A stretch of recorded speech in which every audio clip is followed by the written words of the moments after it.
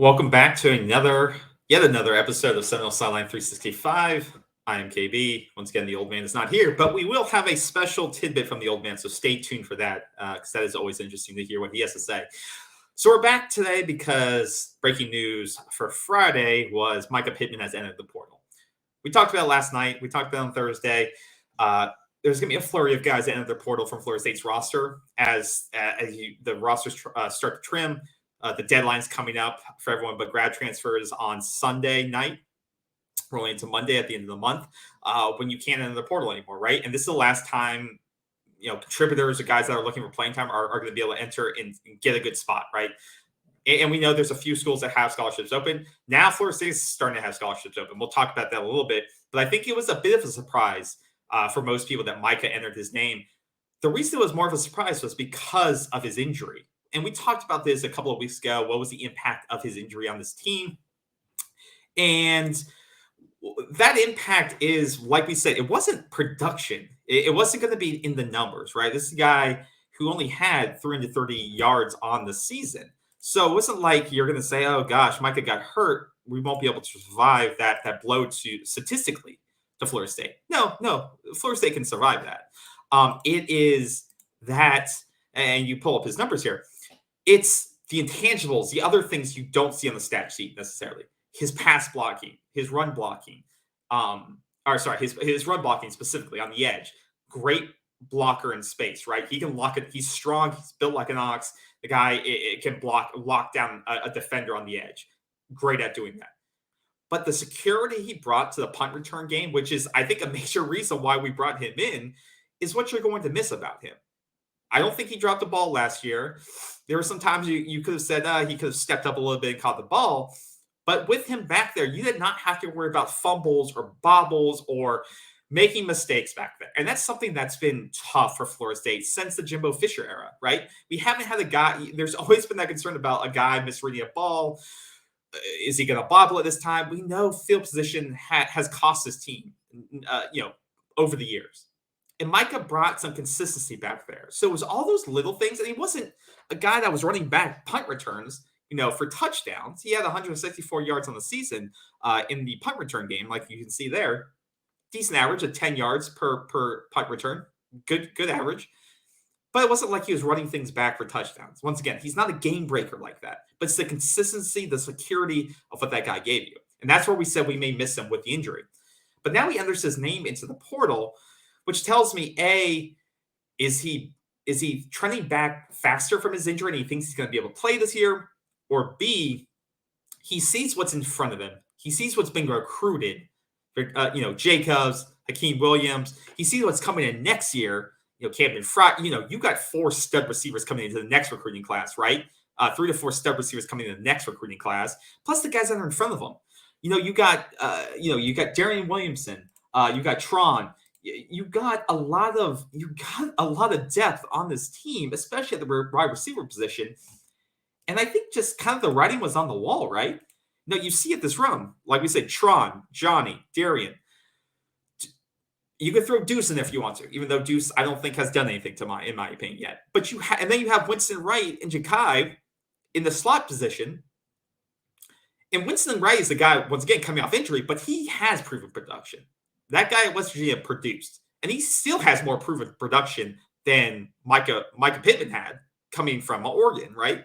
So in that regard, I don't think you're losing anything because the production that Winston Wright, if he comes back from this injury, and Mycah would be coming back from an injury too, it kind of washes itself out. So I'm excited to see. It may be a positive sign that Winston Wright is accelerated and that he's ready to go, right? It's also going to give a guy like Ja'Kai Douglas, who we've seen what he can do. We've seen those flashes of what he can do in open space, and he's got good hands. It's going to give him a shot to compete. And I think that will negate whether or not he jumps into the portal. So I'm excited that it will give guys like Ja'Kai an opportunity to get more reps in that role. The only thing is what do we do with the kicking game? How do we replace that? And is there going to be a drop down in terms of blocking on the edge? But I think this is a good move for Mycah. I think he'll probably be out most of this season anyway with that injury. Maybe he goes, I've heard rumors, maybe he goes to a program like Utah, goes back out west. I know I don't think he's a next level guy in the NFL. I think he's going to do stuff outside of football. He's a smart kid. He's a good guy. I think he was a leader in the locker room. And with that, I did have some notes from the old man here that I wanted to bring up on the screen. So let me get his thoughts. He's in Portugal, as we know, but these are some of the notes that he sent over on this breaking news today as he saw it. Because he caught it before I did, right? I'm working and he's in Portugal looking at Florida State news. So, and if you don't know, old man is the oldest living Florida State fan, allegedly. So we'll see. As he says, he agrees with me. Solid contributor for one season. Primary factor is the punt return stability during last season, and that's a big deal. So me and him both agree on that. Punt return is probably the biggest deal you're losing with him. Noles must sign an effective returner to compete for an ACC championship. This is something that old man harks on a lot, punt return, kick returns. And I do think maybe Florida State, with those 5 available scholarships that they have now, do they look for somebody that can replace Mycah, specifically for that role? Why does he feel the need to leave? Wants more reps as a slot receiver. What's the right of concern? So the old man brings up a point I just brought up. Did he see competition in the room that coming off an injury that he couldn't compete with? Did he see a healthier Winston Wright? So that's a positive sign for us that Winston Wright may be a lot further back from that injury, ready to go week 1 and not have to ease back into things, or Zakhari Douglas. So I think, once again, he may have seen the room and said, I got to go because this injury is going to halt my progress in the remaining year I have left. And overall, Pittman will be missed. So I think the old man and I actually agree with a lot of these things. He will be missed. He's a good guy. He's a leader. Definitely not a cultural, not a bad culture fit at all. But I think, once again, this is an opportunity for him to go somewhere else and potentially find a better fit for himself. But he will be missed. Just not statistically like a Johnny Wilson would be if he were to leave. So let me take the old man down now. So we talked about Mycah. Not a huge miss there. I think he'll be replaceable with what we have, and that's probably why he's leaving. The other thing I want to discuss is, before we get into Jammie Robinson, is the scholarship count. So as I think Kurt Weiler, probably mispronouncing the name, he talked about how scholarship count is now at 80. You had Bishop Thomas enter the portal today, younger guy, still developing. Not that you don't know what you have in him, right? You still know what you have in him, but he's buried on the depth chart on the defensive line position. Not surprised to see him go. We wish him good luck. But now you're in the position where you have 5 available scholarships to give. How does Florida State? How do they plan to move these? Right? Do they award some to walk-ons? Do they make some targeted moves now? Do you think they have a big splash available? Whether it's for a grad transfer that can still has an open window, or one of these undergraduate guys that's entered. One of the guys that just popped up in the last couple of hours, and if they want to go, I don't know if they would go for a skill position player like receiver, but the guy that just entered that I'll bring up here is the guy from UTSA. This is a big play receiver. And let me pull him up here. So this just popped up on Twitter. So I'm going to pronounce his name, Zakhari Franklin, UTSA's all CSU, all conference USA, 1,100 yards last year, 15 touchdowns.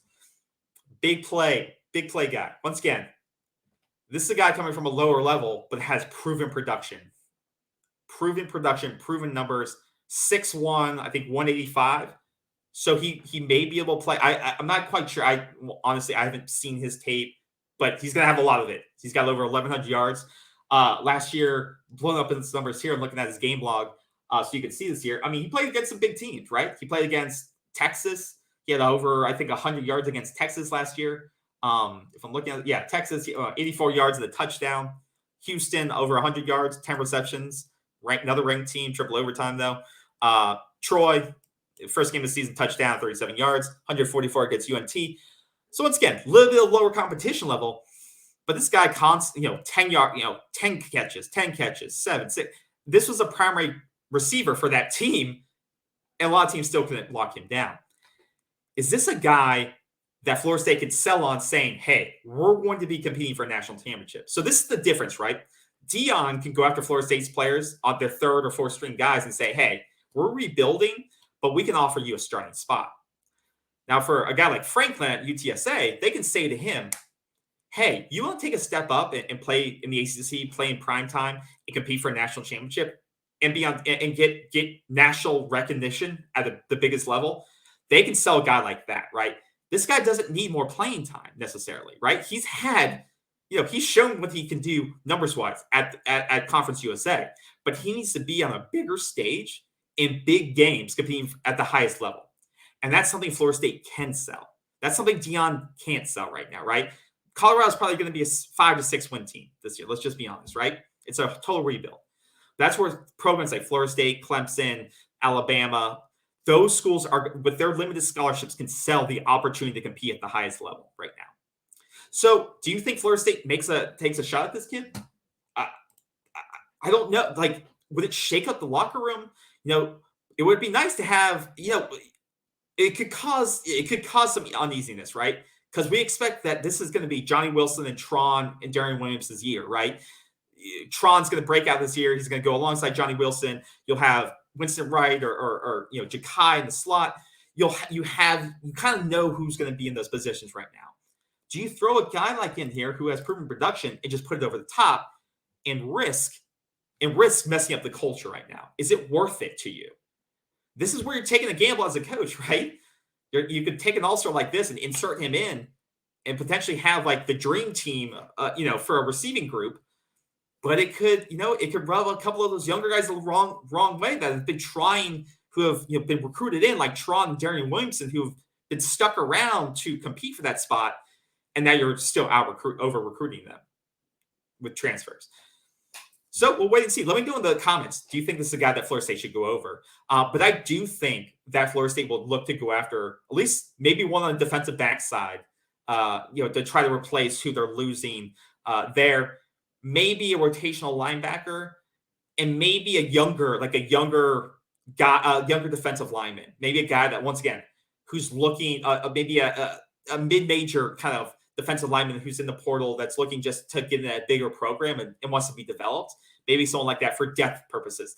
I don't think they're looking for starters, once again, which is why I think this pickup would be weird for Florida State. They don't need really starters outside maybe a backup for the defensive back position, but they don't need starters, right? And so the guys they're going to look for are the guys at the mid-major level, non-Power 5 schools that want to step up and compete for something bigger, right? Not playing time. They want to compete at a big-time program on national television and be able to showcase it when they can, right? So it'll be interesting.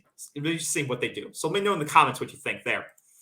Now, the last thing is I'm going to discuss Jammie Robinson.